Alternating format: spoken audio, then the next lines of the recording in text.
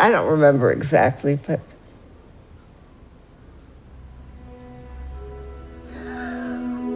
I use the most expensive hair color in the world.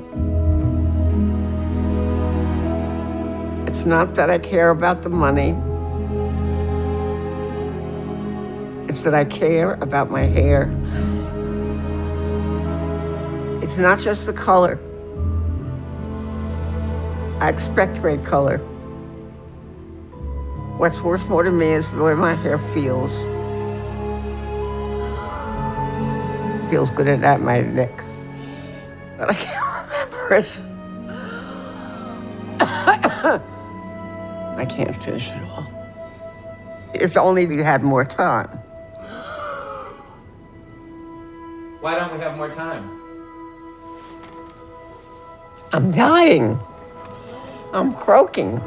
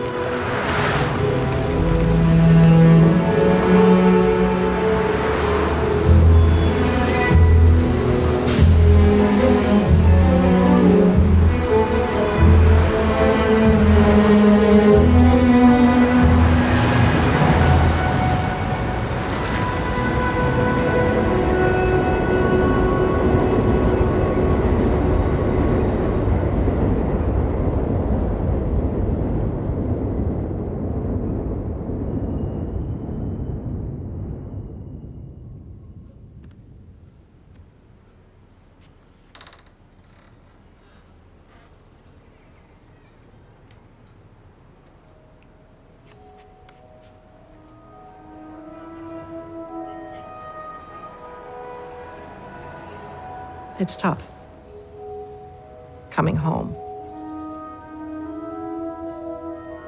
But this is what you do for a parent that you love. But you know, she's not my mother, technically. In my own family, there's a lot of dysfunction. A lot of mental illness, a lot of substance abuse. Every generation. My parents divorced when I was about 5. My mother moved us out of state, so we had to fly to New York to see my father because he was already working in advertising, and New York was the only place to be. Many of the commercials you see on television begin live here. Advertising is one of the main sources of messaging about who you should be. Nowadays, most of you women lead 2 lives, combining of homemaking with the role of glamorous hostess. And in the 60s, the ads were often made from a male point of view. In the pre-production meeting, everybody who has anything to do with the commercial is there.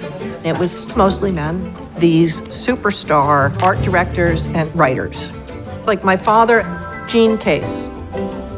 Mad Men was like home movies. And he was Don Draper.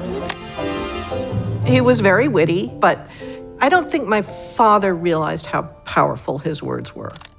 He knew it professionally, but with his kids, he could be incredibly cutting, flay you, just with a phrase.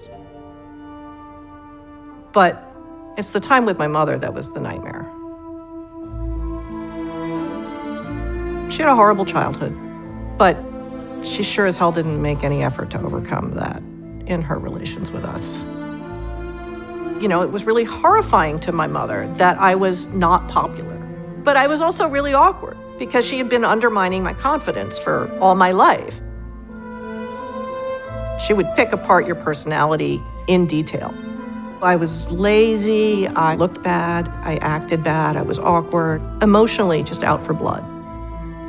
At a certain point in the night, I would know, okay, The situation is dangerous. I need to get out of here.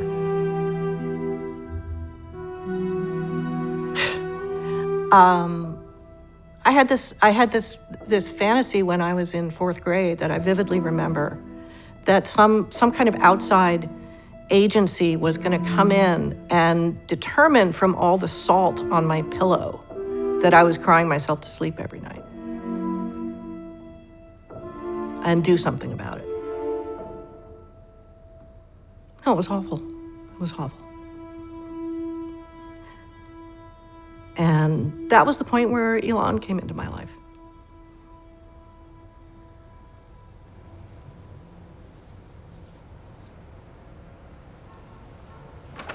Ilon, do you need anything to eat? I don't think so, but look up this wallpaper, Waverly fabrics, and see if they have rose pattern. Okay.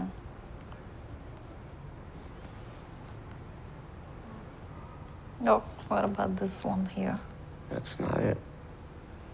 No? No, first of all, I was a creative director at an advertising agency. The first thing I know is what I'm looking at. Elon, the girl. I don't remember particularly being into advertising, but somehow I found myself in it. And I seemed to be very good at it. First of all, I always listened to everybody. And I noticed that I saw things differently than other people. Women could get somewhere in advertising, but they were marginalized. Women were given a lesser role. All the men were always arguing with you and always taking credit. And one of the things that was coming through loud and clear is that women are for men. Glory, glory, hallelujah. Glory, glory, hallelujah. Glory, glory, hallelujah. His truth is marching on. Men were always the ones who everyone was pleasing. What will your eyes say to him tonight? Wait till the fellas take a look at this plunging backlot. You look at ads from that period and it's jaw-dropping. This is one of our nation's most beautiful sights. The kind of girl who keeps her figure. But that's what feminism was pushing back against. I was a feminist.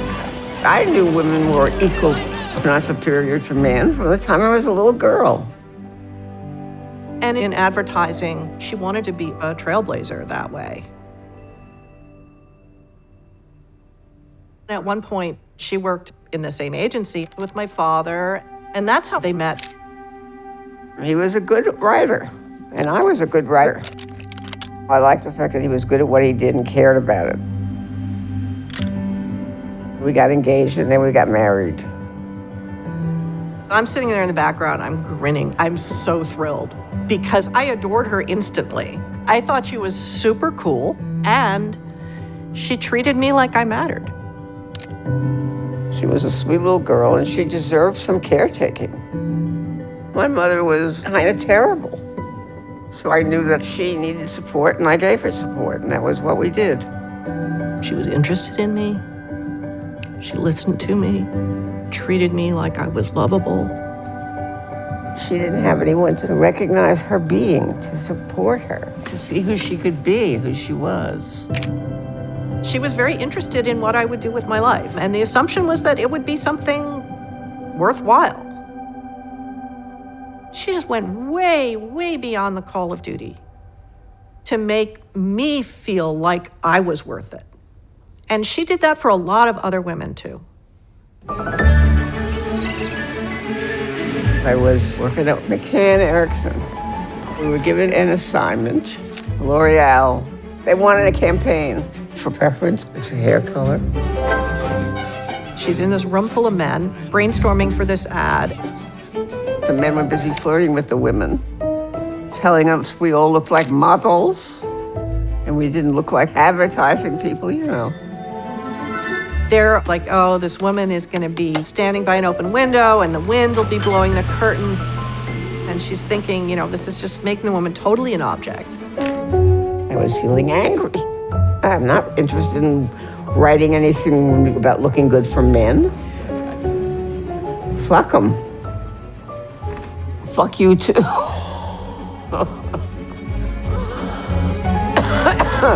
Why fuck me? Well, you're a man. Yeah, but I'm here trying to help you tell your story. Yeah, that's good. I like that part.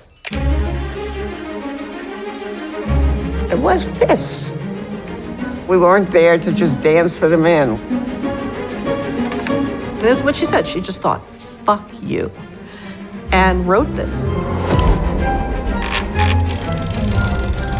Just opened my eyes and knew.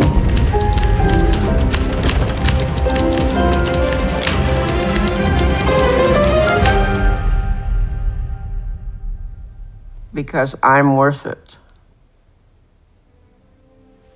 The campaign got approved, but all the men were always telling you that you were doing something wrong or they knew how to do it better.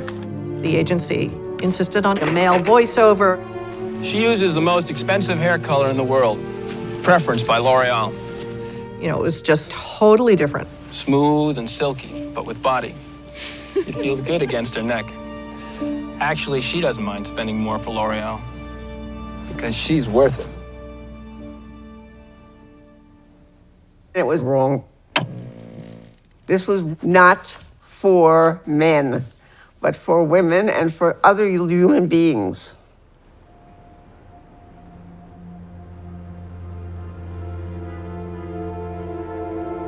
I use the most expensive hair color in the world, preferenced by L'Oreal. It's not that I care about the money, it's that I care about my hair. It's not just the color, I expect great color. What's worth more to me is the way my hair feels. Smooth and silky, but with body. It feels good against my neck. Actually, I don't mind spending more for L'Oreal because I'm worth it. I wrote that. It was everywhere. It was a national campaign. yes, it's expensive, but I'm worth it. What they realized after they started running it was that that was only the tip of the iceberg. We're supporting women finally. And I'm worth it. And I'm worth it. I'm worth it. It's a 4-word feminist manifesto, defying this social pressure to think about yourself in relation to men. You're worth it. I'm worth it. I'm worth it. It was a very big success. At a certain point, L'Oreal adopted it as the tagline for their entire business. Parce que je le veux bien. Even today, that's their motto. Because I'm worth it. Because you're worth it. You're worth it. We're worth it. And I'm worth it. She wrote the most influential tagline in women's beauty advertising. I'm worth it. It's magic, that phrase. Those words just get better with age, don't they? I'm worth it. Because you are. And always will be. She came up with that line because she believed it. She believed it about herself, and she believed that women should believe it. She did that for me.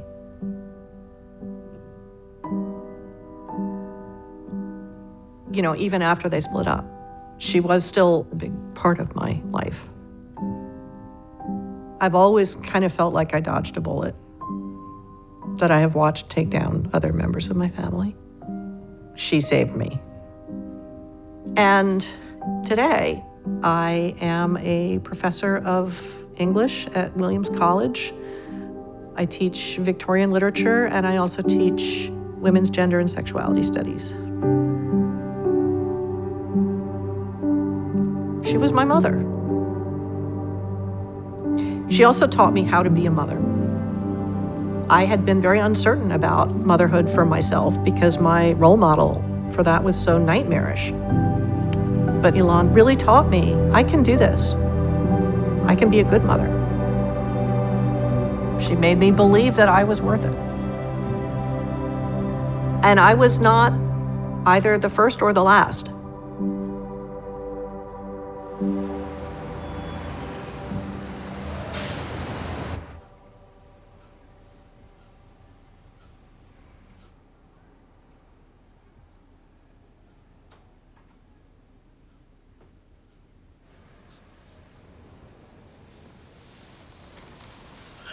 go away now. To go to my room. It's been lovely. It's been lovely. Oh.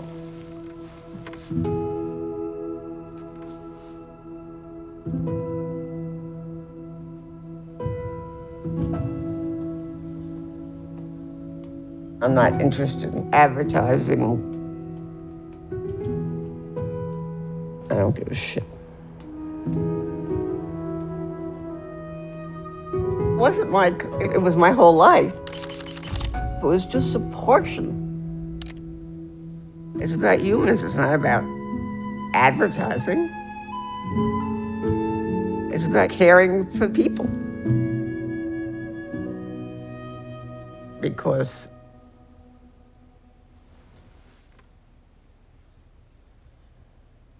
we're all worth it or no one is worth it.